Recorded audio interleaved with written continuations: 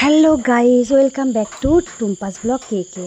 তো আজ আঙ্কেল বাড়ি চলে যাবে। তো আঙ্কেল বলেছে আমাকে যে তুই কিছু নর্মাল খাবার বানাবি যেটা আমার ট্রেনে করে নিয়ে যেতে সুবিধা হবে। সেই জন্য নিরামিষ খাবার খাবে বলেছিল, যার জন্য আমি সয়াবিনের তরকারি বানিয়েছি, নারকোলের চাটনি বানিয়েছি, শুকনো ডাল বানিয়েছি, যেটাকে আমাদের বাংলায় ডাল চচ্চড়ি বলে, এটা বানিয়েছি। আঙ্কেলের জন্য ভাত, টক দই থাকবে, স্যালাড থাকবে, আর মাছের ঝালটা বানিয়েছি আমি আর আমার মেয়ে খাবো বলে। আঙ্কেল মাছ খাবে না। তো এই যে দেখুন খাবারগুলো, চিচিঙে ভাজা করেছি, ওনার জন্য কিছু রুটি বানিয়েছি। তো এইগুলো সব আঙ্কেল নিয়ে যাবে আর খেয়েও যাবে। ফুলকপির তরকারি বানিয়েছিলাম, সেটাও রয়েছে। তো আজকে আঙ্কেল বাড়ি চলে যাবে আর আজকেই আমার হাজব্যান্ড কলকাতা থেকে ঘরে চলে আসবে। দুটো একসাথে আমি দেখাতে পারলাম না, আমি কেটে কেটে দেখাবো আপনাদেরকে। আর বন্ধুরা, টক দইয়ের একটা রেসিপি বানাবো, সেটা আমি আপনাদের সাথে শেয়ার করছি। এখানে এটা খুব চলে আর শরীরের পক্ষে খুব উপকার এটা খেলে। তো আমরাও এটা খাই, আমাদের খুব ভালোও লাগে, শরীরের জন্য খুব উপকারী টক দইয়ের একটা রেসিপি। তো রেসিপিটা দেখুন বানাচ্ছি কিভাবে। কাঁচা লঙ্কা নিয়েছি, পেঁয়াজ কুচি নিয়েছি, কারি পাতা নিয়েছি, সর্ষে নিয়েছি, আর মেথি নিয়েছি, আদা কুচি নিয়েছি, রসুন কুচি নিয়েছি। কিভাবে বানাচ্ছি সেটা আপনারা দেখুন। তো টক দইটা আমি কি করব, মিক্সিতে একটু টক দইটা একটু ফাটিয়ে নেব, যাতে টক দইটা গোটা গোটা না থাকে। হলুদ গুঁড়ো নিয়েছি, লঙ্কা গুঁড়ো নিয়েছি। তো কিভাবে করছি একটু দেখুন। তো দেখুন বন্ধুরা, এই যে টক দইটা আমি ফাটিয়ে নিয়েছিলাম, একটু জল পাইল করে নিলাম, কারণ একটু ঘন ঘন হয়ে গেছিলো। কড়াই আমি তেল দেবো, সর্ষের ফোড়ন দেবো, আর যেটা মেথি বলে মেথি, ওইটা কিছুটা আমি দেবো, আর নারকেল তেল দেবো, কারি পাতা দেবো, তার সাথে পেঁয়াজ দেবো। ওগুলোকে ভালো করে ফ্রাই করব। আর একটু আদা কুচোনো আর একটুখানি রসুন কুচোনো, ওগুলোকেও আমি ফ্রাই করব। তারপরে লঙ্কার গুঁড়ো, হলুদ গুঁড়ো, নুন দিয়ে আর টক দইটা নিয়ে খানিকক্ষণ নেড়ে আমি নামিয়ে নেবো। কিন্তু টক দইটা কিন্তু বেশি বয়েল করা যাবে না, হালকা হালকা করে গরম হয়ে গেলে ওটা নামিয়ে নিতে হবে, তবেই কিন্তু টেস্টফুল হবে।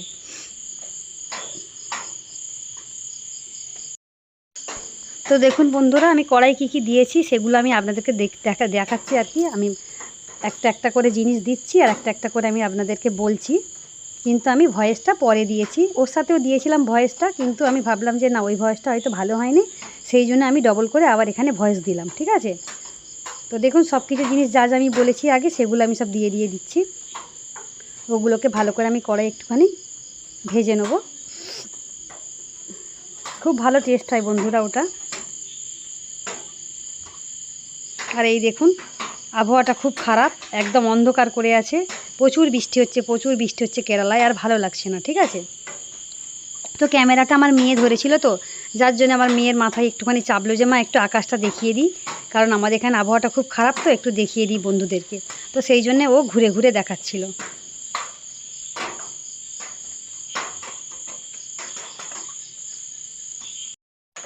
তো দেখুন বন্ধুরা, সব কিছু জিনিস আমি কড়াই দিয়ে দিয়েছি। তো এবার আমি কারি পাত্তাটা দিচ্ছি আর আদা রসুনের কুচিটা আমি দিয়ে দিচ্ছি, দিয়ে ওগুলোকে আমি ভালো করে একটু ভেজে নেবো আর কি। বারবার হয়তো এক কথা বলা হয়ে যাচ্ছে, তার কারণটা বুঝতেই পারছেন যে ভয়েস দিতে গেলে এরকম একটু হয়, গন্ডগোল হয়ে যায়, কিন্তু কিছু করার নেই। তো আপনারা একটু বুঝে নেবেন আমি কি বলতে চাইছি আর কি করতে চাইছি। তবে এই রেসিপিটা কিন্তু সত্যি খুব ভালো, আমার মেয়ের খুব পছন্দ, কিন্তু বেশি খাওয়া যায় না, কারণ ঠান্ডা লেগে যায়। প্রতিদিন যদি খাওয়া যায় ঠান্ডা লেগে যায়। টক দই তো শরীর ঠান্ডা করে, পেটও ঠান্ডা করে। তো লঙ্কা গুঁড়ো দিয়ে দিলাম, হলুদ গুঁড়ো দিয়ে দিলাম, দিয়ে আমি এটাকে আমি ভালো করে কষিয়ে নিচ্ছি। এবার এর মধ্যে আমি টক দইটা দিয়ে দেবো, দিয়ে হালকা করে কিছুক্ষণ নেড়ে তারপর আমি নামিয়ে নেব।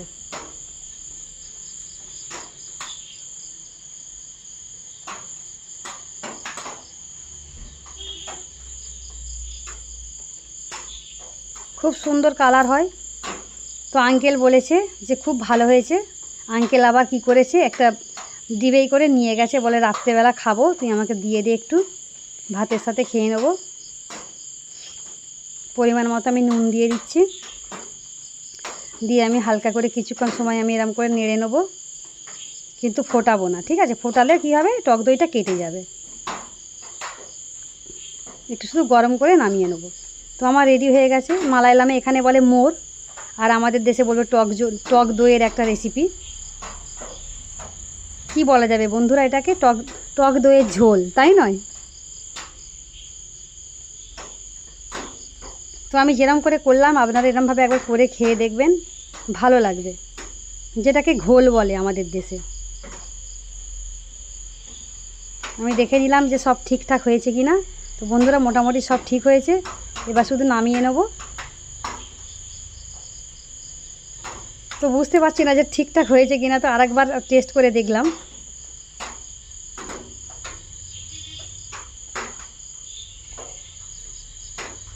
তো গ্যাস আমি বন্ধ করে দিলাম, দিয়ে নামিয়ে নিলাম।